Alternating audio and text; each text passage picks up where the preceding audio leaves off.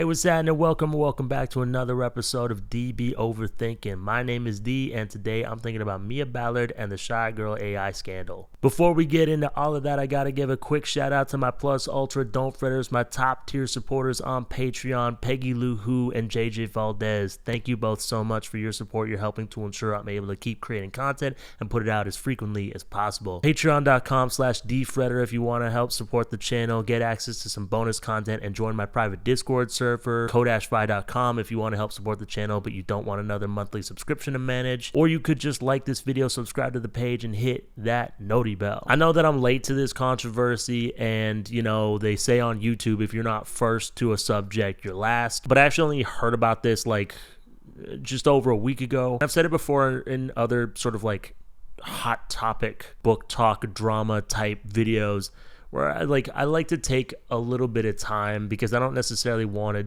do like drama content where it's like my knee-jerk reaction. I don't want to think about it for a little bit. I'm also not as tapped into the internet book space as I used to be. Recently, one of my patrons said that Book Talk has become like a Mean Girls Club.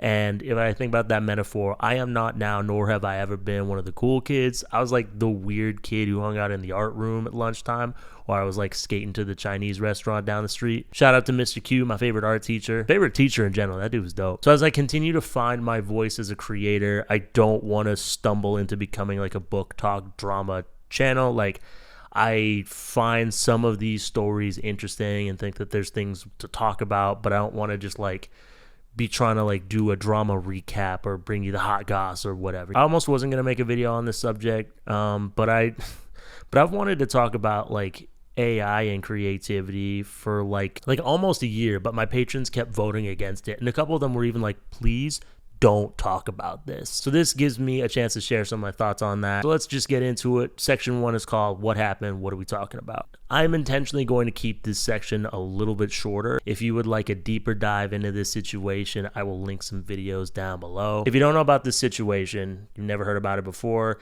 the Hachette Book Group is pulling the horror novel Shy Girl from being published in the US. I think just like unpublishing it in the UK. It was written by an author named Mia Ballard, following some allegations of heavy usage of generative AI. Shy Girl was originally self-published by Mia Ballard in February of 2025. It is an intense horror novel about a young woman who meets a man on a sugar daddy dating site who agrees to erase her debt if she agrees to live as his dog. And this is how you know like different strokes for different folks, because I know some people heard this premise and they're like, ooh, fun. And I was like, ugh. Like, I don't want to yuck anybody's yum, but like, yucky, you know? I'm not entirely sure where it fits in the timeline, but I believe before the AI controversy, Mia Ballard was already getting some heat for using art that she didn't commission, license, or get permission to use for her original cover of Shy Girl. She like found a painting of a dog's head on Pinterest and was just like, yoink, which to me kind of makes the allegations of using generative AI a little bit more believable,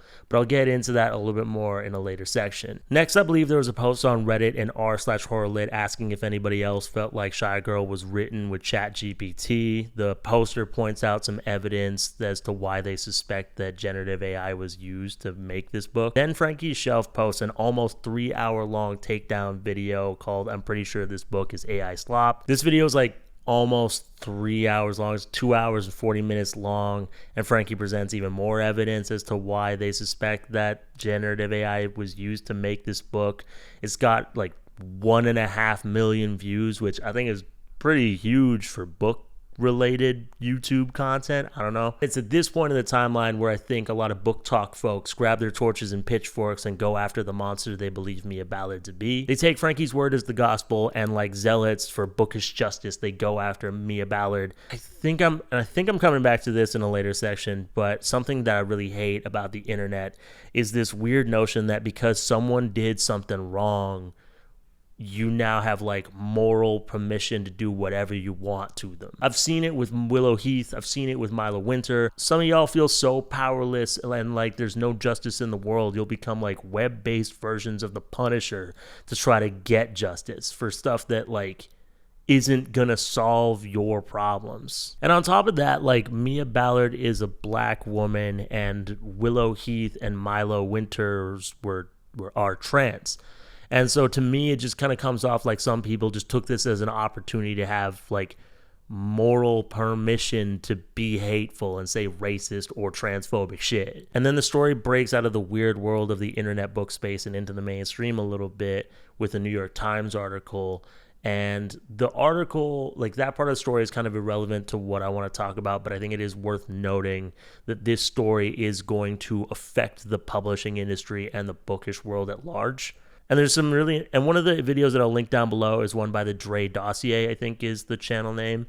And she goes into like the article and the guy kind of behind the article. And that's really interesting. It's just like not relevant to what I want to talk about, but it's still worth like checking out. So section 2 is called Takeaways. Mia Ballard actually commented on Frankie's video saying something like she couldn't afford a professional editor. So she hired like an amateur editor slash like acquaintance from a writing group that she knew, and the editor or acquaintance is the one who ran Shy Girl through generative AI to do edits. And to be completely honest, I don't know if I believe that, because it's my understanding that the author still has to implement the edits that the editor gives. You know what I'm saying? I mean, that's what I do. That's what I've done. My adoptive mother is an editor, and that's kind of how she does it. She doesn't like do the edits for the author. She gives suggestions to the author and then they implement the edits. But if Mia means like she hired someone to format the book for her, that's even crazier to me. That's even crazier to me, because a formatter shouldn't really be making changes to the text like that. You know what I mean? It reminds me of a time back when I was a musician and a friend of mine had sent in a song to some guy to like mix it, and this dude added a bunch of tracks and made a bunch of changes and stuff, and then she had to like make him change it back. That also happened to me with one of my songs way back in the day, where this dude like totally completely changed the song and then refused to change it back if I didn't pay him for the extra time, even though that was never his job. But I don't want to talk about that anymore. But imagine if we hadn't like gone and listened to the songs. We just like okay, for sure, and just like submitted them to be posted without listening to them first. You know, it reminds me of like this morning, me and my wife were driving and we were listening to the most recent episode of Smosh Reads Reddit Stories. I think the first story was about a dude who like edited his friend's resume, and as a joke he like changed the name to like Tom the Celery Man Hendricks or something. And the friend never looked, and then was sending out this resume with a bunch of like celery jokes in it, and he wasn't getting any interviews because who wants to hire the celery man if not a produce store? And this dude works in tech, not produce, so that wasn't like an appealing title, I guess. Like, and obviously it's easier to like listen to a song than like check an entire book. But if this is something really important to you, this is your baby, you want to look through it, I would think. And again, I think if the editor is doing the edits for you, that's just really strange to me. I don't know. That's like, maybe I'm old fashioned. Maybe that's how people do things nowadays. But like the negligence in not double checking or reading over the edits, if this person did the edits for Mia Ballard, is kind of crazy to me. And I think is indicative of an issue that I'm going to get into a later section. And I think it's affecting not just the writing world and not just the book world, but other art forms. And it's this like addiction to convenience. And the stolen cover art thing, and even like the fact that Mia's like kind of like explanation is, oh, I couldn't afford an editor, so I decided to hire a friend to do it for me, reminds me of Milo Winters in the sense that it's like a lack of respect for the creative process or for the process of like publishing something. And I know this sounds pretentious, and I'm okay with that. Always be artists and authors like this who romanticize being the thing and not doing the thing. There are definitely a lot of authors on Book Talk and Book Threads and BookTube that romanticize being a writer and the aesthetics of being a writer, but do not enjoy writing. I want to talk about Frankie Shelf's video for a second. I don't know Frankie. I got no personal beef with Frankie. I don't wish Frankie any ill will. There's some people kind of debating about whether or not Frankie should have made the video, and like, that's irrelevant. Frankie can post what Frankie wants to post. But I do wish there was a little bit more care taken or consideration made for Mia's safety and well-being in the making of this video. In the description of the video, there's like a little tag. It's like, this is just my opinion or whatever, and everyone's getting mad at Mia, but we should really be mad at Hachette because that's the corporation, whatever. And I feel like that was added later. I don't know for sure because I wasn't following the situation as it unfolds. But to me, this is just my opinion is insufficient. Nobody goes to the description of a YouTube video. Like, I will quote Substack articles in these videos, and unless I say the link is down below, I'll get comments that are like, where can I find this Substack article? And maybe Frankie doesn't care and didn't care about the repercussions of what like posting the video might be, other than AdSense revenue and like more subscribers to a Patreon or whatever. But when you have a platform, especially a sizable one like Frankie's got like 200,000 subscribers or something like that. That's nothing to sniff at. And you don't consider the power that you wield. I think that that's irresponsible. And maybe Frankie doesn't care. And Frankie doesn't have to care. I'm a cisgendered, able-bodied, neurotypical man. I have a lot of privilege, and I've had to learn to be considerate about the privilege that I have and be careful about how I speak about people involved in the stories that I talk about. Like, people got angry at me for not calling Milo Winters a narcissist. And I was like, well, I'm not going to do that because I'm not a mental health professional. I can't diagnose that. And I think like misusing the word and making it into a buzzword downplays the harm that some people can go through when they're like abused by narcissists. And there's people with NPD who aren't horrible monsters, and they're just trying to live their lives, and they don't need to be more stigmatized than they already are. You know what I'm saying? Obviously, I've made some mistakes. I've misspoken or not added like caveats or disclaimers or whatever, especially when I was like just starting out. And that was when I had an even smaller platform. Like, my platform isn't big, but I had an even smaller one because we all do when we start. But content creators, I think, ought to be wary of putting people with smaller platforms or people with marginalized identities that we don't share on blast. Because like even creeps like Cody Ko and Noel Miller would add caveats like, don't go and bully this person, don't harass these people, we're just having a laugh. And Frankie doesn't have to do any of that. Like, Frankie doesn't have control over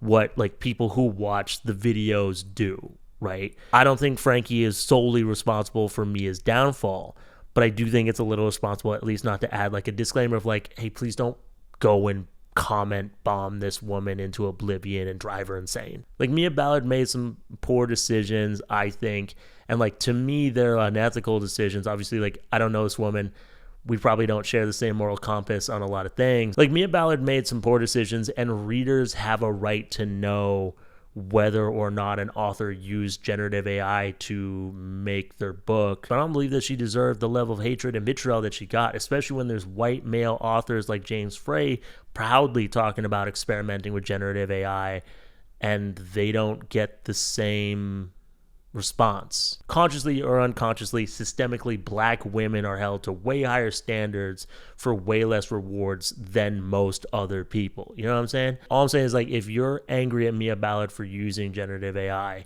why doesn't Stephen Marsh, Tim Bush, or Shawn Michaels get the same smoke? Why do they get to keep their careers and she's like lost her literary future? So when Hachette pulls the book, people are clapping like, oh, good for y'all. They put out a statement. They're like, oh, we care about artists. No, they don't. There's no way they weren't aware of the allegations of the use of generative AI before the New York Times article came out. I just don't think that they cared. I think they pulled Shy Girl to do damage control and distance themselves from the controversy. And they used Mia Ballard as a scapegoat. I'm going to read a quote from a piece on Substack called Why Writers Who Use AI Are the Villains by Callie Kazumi. There is no doubt that Hachette would immediately have launched a deep dive into any credibility behind the accusations and done an investigation with the author.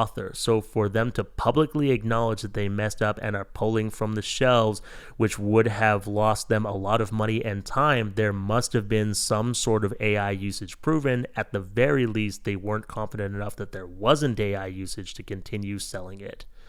And so, like, the point of that is, like, I really don't think it's that Hachette cares about artists or the arts or even, like, integrity.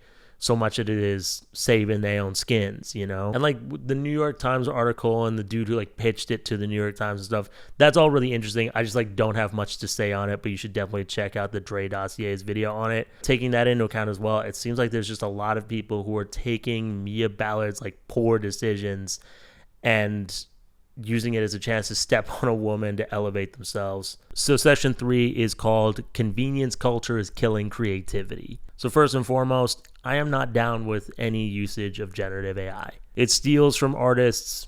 It's bad for the environment. That is honestly enough for me to be like, nah, I'm good. There's some people who will push back on that and be like, well, the technology isn't going anywhere. We're not getting rid of it, so deal with it. I don't want to use it, and I'm sure that there's probably ways to use that technology in more ethical ways away from the arts. I'm just not going to use it. And as best as I can, I'm going to avoid working with people who do. I do not agree with, nor do I support any artist using generative AI in any aspect of their work. So when I say that I understand why some would, that's not me condoning it. That's just me saying I understand it.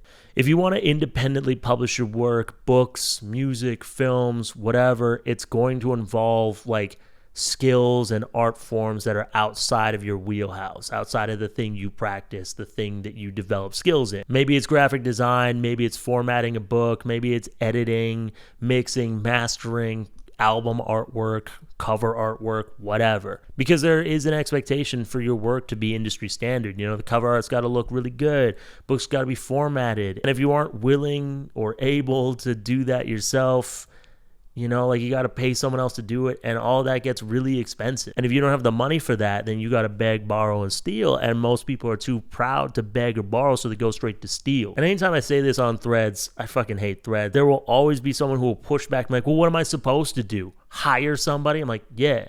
What am I supposed to do? Not publish my work? Maybe, yeah. I know that's not fair, but that's just kind of how it is. Because if you don't think your work is worth the inconvenience of creating it yourself, I don't really understand why you think it's worth my money. You know what I mean? Worth my time consuming it or whatever. If you're not willing to put in the time, effort, or money into the work, I just don't think it's worth my time, money, or effort also. Because again, there are a lot of different artists who just want to be the thing. They don't really want to do the thing. Because like doing the thing and taking the time to like practice, make bad drafts, make mistakes, learn from those mistakes, all that, it's really inconvenient.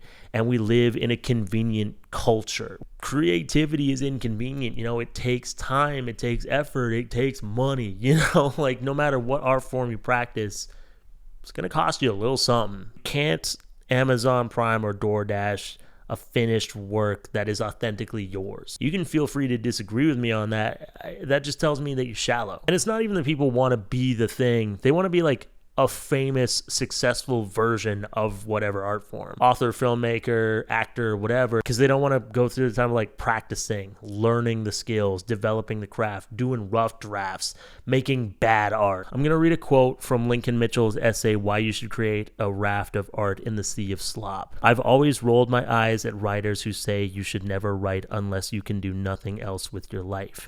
That art is a misery and being an artist is a punishment from the gods. I think that is corny and untrue. What is true, though, is that you should only write or paint or photograph or act, etc., if you love it. If you enjoy the act of creation, if you get satisfaction from wrestling with words and shaping sentences and producing paragraphs. If you do not enjoy it, don't bother. There are many other things to do in life, and many easier things to do to make a living. The joy, or at least a joy, in being an artist must be in making the art, even if no one else sees it. I feel like that's kind of almost counterintuitive to how a lot of like these kinds of artists think, you know what I mean? Like it's all about the finished product. It's all about it's about the destination and not the creative journey, I guess. And this is probably like late stage capitalism's commodification and contentification of literature and art and all that other stuff. We've gotten so like addicted to a lack of friction in life, you know, getting everything to show up as quickly as possible with as little effort as possible. We've eliminated so much friction from our lives. There are times where it's like, are we really living or are we just going through the motions? We're killing the planet for the sake of our comfort. and it's seeping into our creativity. This is going to be a longer quote from the essay Choosing to Walk by Rain Fisher Kwan. The real question then is writing a product or an art. Obviously, it can be either, and it is often both. It's probably most like a vast product art spectrum, with most writing falling somewhere in the middle. I'm a firm believer in the idea that labor has value and deserves to be compensated, so it's not that I think real artists should forego payment or monetization. I just think the job of the artist is in part to resist the demands of the product side, optimizing their work for the market, maximizing profit, constantly increasing production, prioritizing efficiency at the expense of creativity, as often as they can for the sake of their own artistic, intellectual, and spiritual health. I think of writing a lot like walking. It's rarely the most popular, most effective, and most efficient way of getting to your destination. I don't always want to do it, and it's not always technically enjoyable. Sometimes it's boring or slow. Sometimes it's tiring and pointless. Sometimes it's cold or wet or windy, and I'm retracing the same steps around my neighborhood that I've walked 1,000 times, and it sucks, and I'm miserable, and I wish I'd stayed inside. Nonetheless, I always feel worse in my body and mind when I avoid it for too long. It's a loss that feels greater than just the quantifiable enumeration of calories I didn't burn or sunlight I didn't see. Of course, walking offers the chance of unmatched material reward. Only through walking might you stumble upon a hole-in-the-wall restaurant that isn't on Google Maps, a rich lady doing a yard sale on her stoop, a garden, a special tree, a cat, a $10 bill on the ground. You might get spat on by a pervert. When you choose to walk, you choose not to pursue the immediate gratification or the comfort, but simply to expand the number of things that might happen to you. Walking invests in the potentiality of your experience with almost no promise of tangible reward at all. It is something like being alive. We've talked a lot about respecting the process on this channel. To me, it's a little bit more accessible than loving the process, because when I hear love the process, like writing advice on TikTok or whatever, I kind of take it like they mean like you gotta have these warm, fuzzy feelings about the creative process, and it's not always fun. It's not always warm and fuzzy. It doesn't always feel pleasurable. Much like when you get up off the couch and go to the gym or move your body, go for a run, go for a walk, or play a game of basketball with your friends or something like that. I'm always glad that I did it after the fact, and I think a lot of times the stuff that we avoid doing, we're not even avoiding doing the thing, we're avoiding the way doing the thing, starting the thing makes us feel. You know what I mean? I think respecting the process is a lot more about recognizing that there is value in doing it, even when it's inconvenient. I said it before, I'll say it again, I'll probably be saying it again and again and again and again, but like, you should go and make your art, but you are not entitled to success. You are not entitled to fame, fortune, fans, any of that stuff. Like, and if that's your only reason for making art, like any reason you want to make art is, I guess, valid, but that doesn't mean they all carry the same weight, you know what I mean? Like, if that's the reason why you're creating, that's not going to be sufficient motivation for you to get through the low lows, the dips in the creative journey. You know what I'm saying? And I think like this, it's hard, it's inconvenient, it's too slow, like all that is just kind of like not going to get you far as an artist. And section 4 is called Obsession with Results. The usage of generative AI in the arts isn't just from this addiction to convenience. I think it isn't just a resistance to doing the work. Certainly that's a part of it, because it's just so easy to like tell a robot to recreate something based off of a bunch of different other people's stuff than to like do it yourself. But I think it's also about getting results. I think there's a lot of people who are afraid to put in a bunch of work and end up with a result that isn't quite what you imagine it to be. Because we hate to see that effort go to waste, because we don't see that effort as like worthwhile just for the sake of doing it. You know what I mean? Because again, for a lot of people, they don't love or respect the process of doing it. So undergoing the process and not getting something good or something good enough feels like a waste of effort. Now, personally, I think that making bad art is key to making great art. I'm a comedian, and I write a lot of really bad jokes. I write a lot of jokes that I will like pitch to friends, and they'll just stare at me like,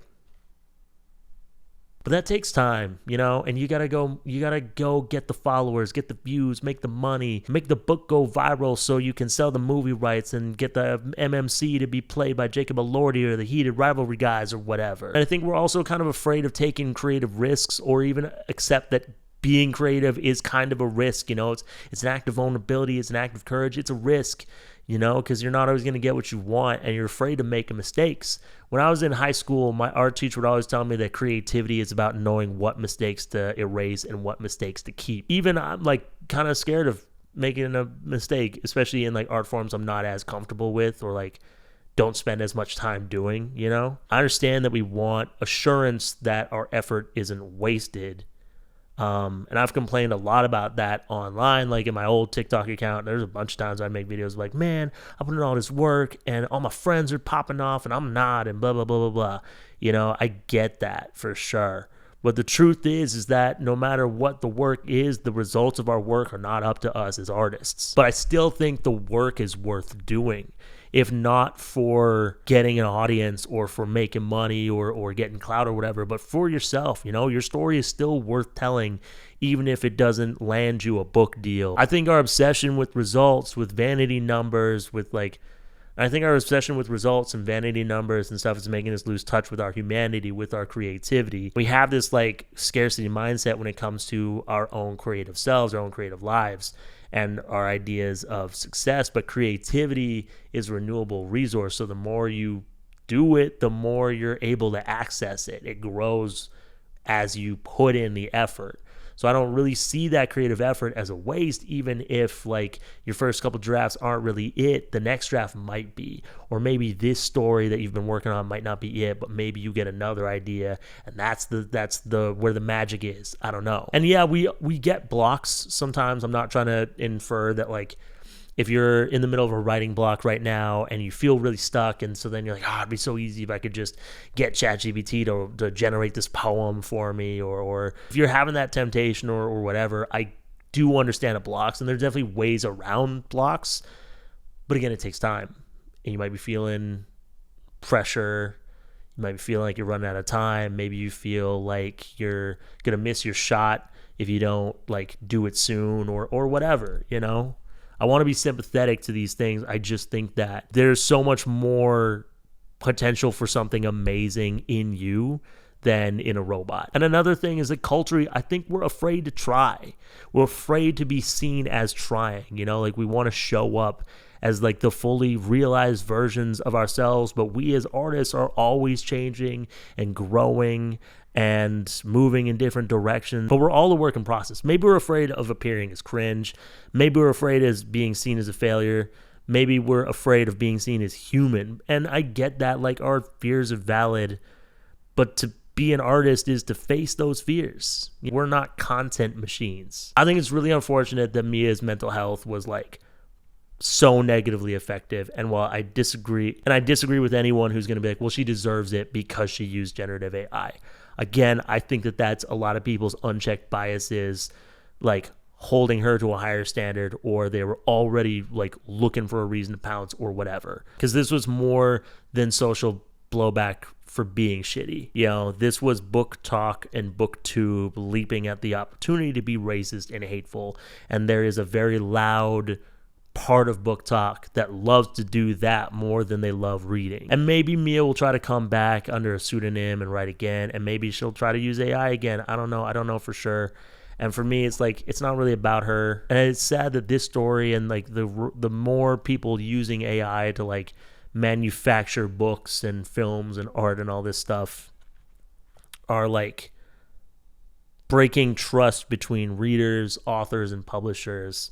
And I don't really know how we could repair that damage, But I really hope that this situation doesn't scare the writers who watch this channel out of pursuing publishing or out of pursuing their art or whatever. Because again, I think your work is worth doing. I think it's worth sharing, even if it resonates with just one other person. That's one other person you make a connection with that you might not have And that's a beautiful thing. And I guess hold on to your creative integrity as best you can. I guess that's everything I had to say for this video. So yeah, thank you so much for watching. Patreon.com/dfredder, codashfry.com/dfredder. And please don't forget to like this video, subscribe to the page, and hit that noti bell. Don't fret. I'll see you next time. Peace.